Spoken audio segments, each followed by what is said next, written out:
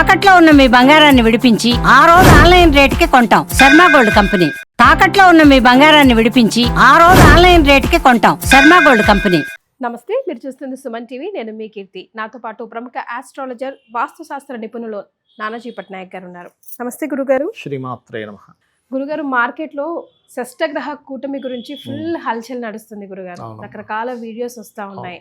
విపత్తులు వస్తాయని, లేకపోతే న్యాచురల్ కలామిటీస్ వస్తాయని, అండ్ ఫైనాన్షియల్ క్రైసిస్ కూడా వచ్చే అవకాశాలు ఉన్నాయని రకరకాలుగా చెప్తున్నారు. సో దీని గురించి ఒక క్లారిటీ ఇద్దాం ఈ వీడియో ద్వారా గురుగారు. తప్పకుండా అమ్మా. ఫస్ట్ ఆఫ్ ఆల్ ఏంటంటే, ఇది ప్రపంచవ్యాప్తంగా, దేశవ్యాప్తంగా, ప్రపంచవ్యాప్తంగా చూసుకుంటే కొంతమంది ఏంటంటే ఏదో రోగాలు లాంటివి వస్తాయి అంటున్నారు. కరోనా లాంటిది వస్తుంది అంటున్నారు. కానీ కరోనా లాంటిది ఏమి మనం అంత లాక్డౌన్స్ అయిపోయి మళ్ళీ ఎవరు వారిళ్ళల్లోకి వెళ్ళిపోయి అంత తీవ్రమైనటువంటిది అయితే రాదు.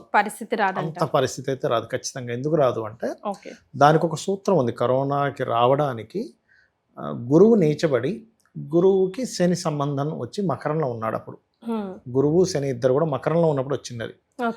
దానికి ముండేన్ ఆస్ట్రాలజీలో ఒక సూత్రం ఆధారంగా వచ్చింది. దాంతోపాటు అప్పుడు కాలసర్ప దోషంలో ఉన్నాయి గ్రహాలన్నీ కూడా. ఇప్పుడు కాలసర్ప యోగ దోషంలో ఏం లేవు. ఎందుకంటే రాహుకి కేతువుకి అవతల వైపు గురువు కుజుడు కూడా ఉన్నారు. యువతల వైపు మనకి షష్టగ్రహ కూటమిలో ఈ గ్రహాలన్నీ కలిసి ఉన్నాయి. ఏ గ్రహాలు గురుగారు ఇప్పుడు షష్టగ్రహ కూటమిలో 6 గ్రహాలు ఉంటాయి. అందులో 6లో చంద్రుడు ఒక రోజు మాత్రమే ఉంటాడు. మిగిలిన 14 రోజులు కూడా రవి, చంద్ర, రాహువు, కేతువు, బుధుడు, శుక్రుడు అమ్మ. అందులో శుక్రుడు వక్రించి ఉన్నాడు. మళ్ళీ శుక్రుడు అందులో లేడు, వక్రించి బయటకు వచ్చేస్తున్నాడు. సో దీనివల్ల ఏమవుతుంది అంటే, ఫస్ట్ ఆఫ్ ఆల్ ఇది బుధుడు ఎప్పుడైనా నీచంలో ఉన్నప్పుడు, షష్టగ్రహ కూటమిలో ఇట్లాంటివి ఉన్నప్పుడు షేర్ మార్కెట్ మీద ఫస్ట్ ఎఫెక్ట్ పడుతుంది. షేర్ మార్కెట్ రిలేటెడ్, అందుకని ఫైనాన్షియల్ అయితే షేర్ మార్కెట్ ఫైనాన్షియల్ క్రైసిస్ అంటే కొన్ని దేశాలకి ఆర్థిక మాన్య సంబంధించిన ప్రభావం పడుతుంది. కొన్ని బయట దేశాలకి ఆర్థిక మాన్య ప్రభావం ఎక్కువ పడుతూ ఉంటుంది. అలాగే కొన్ని దేశాలు ఎక్కువ కమర్షియల్గా కొన్ని ప్రవర్తిస్తూ ఉంటాయి. మీరు ఇన్ని డబ్బులు కట్టాల్సిందే అని కొన్ని చోట మనం మరి ఇంత స్వార్థంగా ప్రవర్తిస్తున్నాయా అంటే, ఈ షష్టగ్రహ కూటమి ఉన్నంత కాలంతో పాటు ఒక 2 నెలల పాటు, 2-3 నెలల పాటు ఉంటుంది దీని ప్రభావం. ఓన్లీ 14 days కాదు. ఆ టైంలో ఏమవుతుందంటే, కొన్ని బయట దేశాల్లో కొన్ని మరీ ఇంత స్వార్థంగా వ్యవహరిస్తున్నారా వీరు. ఎందుకంటే బుధుడు స్వార్థానికి కారకుడు. ఎవరికైనా జన్మజాతకంలో మెర్క్యూరీ కనుక పాడయ్యాడు అనుకోండి, వాళ్ళ పర్సనల్ చార్ట్లో వాళ్ళు చాలా సెల్ఫిష్గా ఉంటారు. అరే ఏమిటి ఇంత సెల్ఫిషా, కనీసం మొహం కూడా చూడట్లేదే. అలాంటి ఫలితాలు జన్మజాతకంలో బుధుడు పాడైతే ఇస్తుంది. ఎవరైనా మనల్ని మోసం చేస్తారు అనేది ఎట్లా చూడొచ్చు అంటే, జన్మజాతకంలో బుధుడు పాడయ్యాడు అనుకోండి వాళ్ళ జన్మజాతకంలో, వాళ్ళు ఖచ్చితంగా అవతల వాళ్ళని మోసం చేస్తారు. అంటే నీతి న్యాయం ఉండదు. అలాగే మోసపోయే వాళ్ళది కూడా ఎలా ఉంటుందంటే, జన్మజాతకము చంద్రుడు పాడవుతాడు వాళ్ళకి. చంద్రుడు మనసుకు కారకుడు. చిన్నపిల్లలాగా ప్రతిదీ నమ్మేస్తారు వీళ్ళు. నమ్మిన వాళ్ళని మోసం చేయగలుగుతారు ఎవరైనా కదా. సో చంద్రుడు పాడైన వాడేమో మోసపోతాడు, బుధుడు పాడైన వ్యక్తి మోసం చేస్తాడు. ఆ రకంగా ఈ నేవీ లేకపోతే నీళ్ళల్లో వెళ్ళేటువంటి కొన్ని ఇవి ఉంటాయి, పడవలు కావచ్చు అని. ఇవి కొన్ని ఏమవుతుందంటే, వాటర్ రిలేటెడ్ సంబంధించిన వాటికి గురవడం. అంటే సడన్గా మంచి ఎండాకాలం, మంచి ఎండ ఉండగా ఏదో ఒక తుఫాన్ లాగా, లేకపోతే ఒక సునామీ లాగా, లేకపోతే ఒక జల సంబంధించినవి ఎక్కువగా వస్తాయమ్మా. ఎందుకంటే జలరాశుల్లో జరుగుతుంది.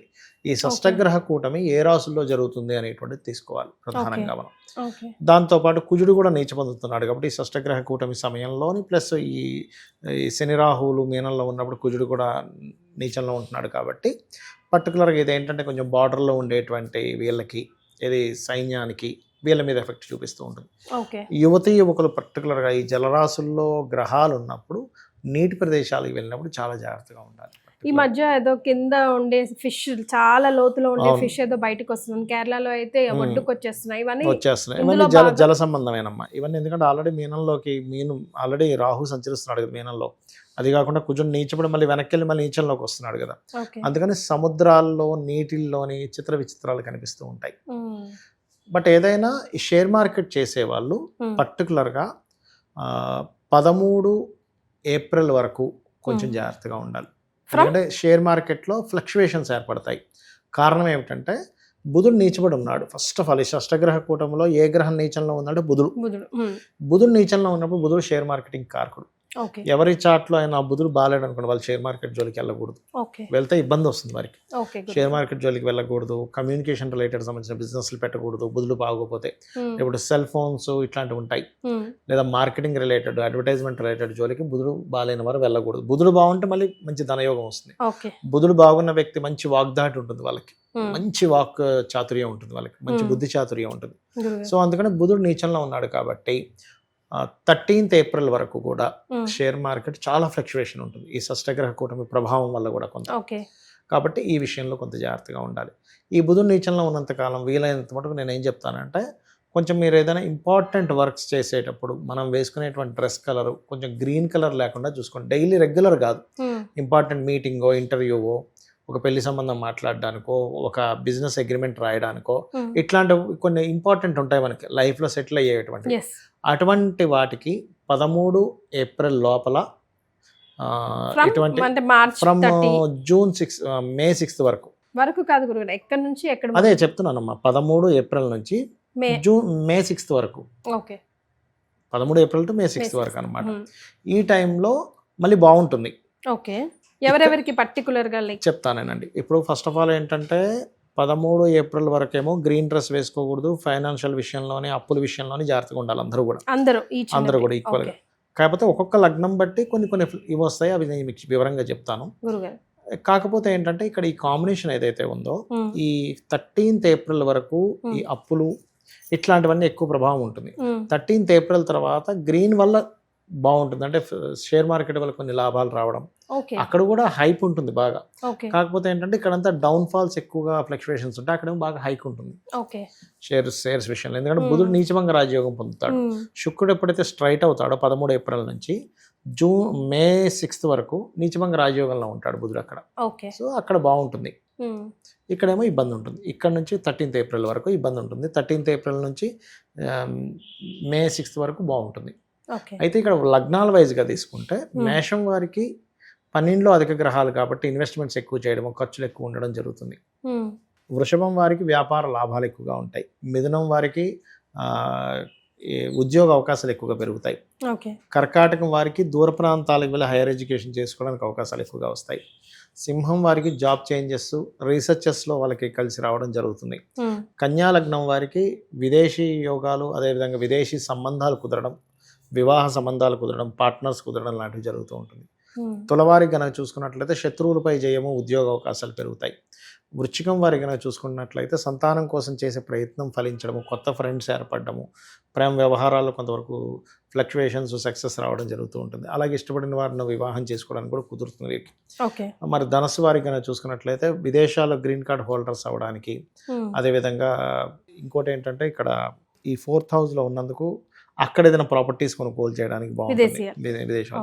మకరం వారికి ధైర్యంగా కొన్ని నిర్ణయాలు తీసుకొని సక్సెస్ అవుతారు. కుంభం వారికి లాట్ ఆఫ్ అంటే రకరకాల మార్గాల్లో ధన సంపాదన ఎలా చేయాలనే దాని మీద వీళ్ళు చేసే ప్రయత్నాలు ఫలిస్తాయి. మీనం వారికి ఏంటంటే రాశిలోని అధిక గ్రహాలు ఉన్నందుకు ఓవర్లోడ్ వర్క్ ఎక్కువగా ఉంటుంది. ఎందుకంటే అన్ని గ్రహాలు మీనంలోకి వచ్చున్నాయి కదా, అందుకని అట్లా అనమాట.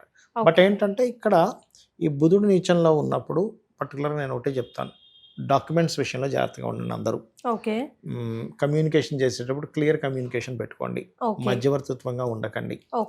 ఈ జాగ్రత్తలు ఖచ్చితంగా తీసుకోవాలి అందరూ కూడా. రైట్. సో ఈ రాశి వారికి ఆ రాశి వారికి అని కాకుండా ప్రతి ఒక్కరికి ప్లస్ ఆర్ మైనస్ ఏదో ఒక ఎఫెక్ట్ అయితే పడుతుంది. అందరికీ మరి సరిపడా ఏదైనా రెమెడీస్ ని కూడా సూచించండి. మంచి ప్రశ్న అడిగారు. రెమెడీ అంటే ఏం లేదమ్మా, ఎక్కువగా నవగ్రహాల్లో బుధ, కుజ, కేతు గ్రహాల దగ్గర దీపారాధన చేయడం మంచి ఫలితం ఇస్తుంది. బుధవారం కానీ మంగళవారం. పర్టికులర్స్ ఏమైనా ఉన్నాయా గురుగారు? బుధ మంగళవారాలు. అండ్ అలాగే గోశాలకు వెళ్ళి గోవులకి క్యారెట్స్, బెల్లము, అదేవిధంగా గోంగూర, గ్రాసము వీటిని తినిపిస్తే మంచిది. మంత్రం ఏంటంటే ఓం దుమ్ దుర్గాయ నమః, ఓం నమో నారాయణాయ. ఇది అద్భుతంగా పనిచేస్తుంది. ఒకవేళ హెల్త్ ఇష్యూస్ ఒకవేళ వస్తే ఎలాంటివి వస్తాయంటే స్కిన్ రిలేటెడ్ ఎక్కువగా వస్తాయి ఈ టైంలో. హ్యాకింగ్స్ ఎక్కువగా జరుగుతాయి, అది కొంచెం చూసుకోవాలి. హ్యాకింగ్స్ పెద్ద మొత్తంలో ఏదైనా హ్యాకింగ్ జరగడము. ఈ శని రాహులు ఉన్నప్పుడు ఏమవుతుందంటే పీఠాధిపతుల్లో బాగా స్పిరిచువల్గా ఉండే వాళ్ళకి ఏదైనా ఎఫెక్ట్ అవ్వడం జరుగుతుందమ్మా. పెద్ద తరహాలో ఉండే పీఠాధిపతులకి ఎఫెక్ట్ ఇస్తుంది ఈ గ్రహ కూటమి కానివ్వండి, శని రాహులు మీనంలో ఉండడం కానివ్వండి, ఇట్లాంటివి ఇస్తుంటుంది కొంత. యాక్చువల్గా ఈ మీనరాశిలోకి శని సంచారం ఏమవుతుందంటే ఫ్యూచర్ మీరు గమనించండి, మామూలు దేవీ దేవత సంబంధించిన పూజల కంటే కూడా అతీత శక్తులు బయటికి రావడం, కొన్ని చిత్ర విచిత్రాలు జరగడం, అరే వీళ్ళు ఇంకో రకమైన ఉపాసన చేశారంటే ఇట్లాంటివి కొత్త కొత్త బయటకు వచ్చాయి అనేటువంటి మనం వింటాం ఈ 2.5 సంవత్సరాలు కూడా. 2.5 years 2.5 years కూడా శని మీనంలో ఉన్నంత కాలం. గురుగారు మొన్న జరిగిన కుంభమేళాకు శివరాత్రి రోజు జరిగిన అలైన్మెంట్ కి ఇప్పుడు ఈ షష్టగ్రహ కూటమికి ఏదైనా లింక్ ఉందా? ఎందుకంటే అదంతా ఫుల్ ఆఫ్ పాజిటివ్నెస్ కదా, ఇదంతా కొంచెం నెగిటివే ఎక్కువ వింటూ ఉన్నాము. అంటే ఏం లేదమ్మా, శివరాత్రి రోజు ఎవరైతే శ్రద్ధగా ఉపవాసం చేశారో, స్వామివారిని తలుచుకున్నారో, జాగరణ చేశారో వాళ్ళకి ఖచ్చితంగా, మీరు చూసే వాళ్ళందరికీ నేను చెప్తున్నాను, వాళ్ళకి ఎవరైతే ఉపవాసము ప్లస్ జాగరణ ఉన్నారో, శ్రద్ధగా ఉన్నారో వాళ్ళకి ఖచ్చితంగా వాళ్ళకి ఒక అనుభవం వచ్చి ఉంటుంది. వాళ్ళ కింద కామెంట్ పెట్టండి. అర్ధరాత్రి 2 గంటల నుంచి 4 గంటల సమయంలో వాళ్ళకి శివానుగ్రహం కలిగినటువంటి ఇది జరిగింది. కావాలంటే వాళ్ళ కింద కామెంట్స్ పెడతారు చూడండి. ఎందుకంటే ఆ పర్టికులర్ టైం ఆ శివుడి యొక్క అనుగ్రహం వచ్చినటువంటి టైం యాజ్ పర్ ఆస్ట్రాలజీ పరంగా. సీరియస్గా మీరు కావాలంటే చూస్తారు. ఎందుకంటే నేను కూడా దాని ఇది రైట్. సో షష్టగ్రహ కూటమి వల్ల కొన్ని పాజిటివిటీస్, కొన్ని నెగిటివిటీస్ ఎక్కువ ఉన్నాయి. ఎక్కువ నెగిటివిటీ ఉంది కాబట్టి గురుగారు చెప్పింది ఫాలో చేసుకుంటే నెక్స్ట్ అట్లీస్ట్ ఇబ్బంది ఉండకుండా ఉంటుంది. చాలా సంతోషం గురుగారు. ధన్యవాదాలు. శ్రీమాత్రే నమః. శ్రీమాత్రే నమః.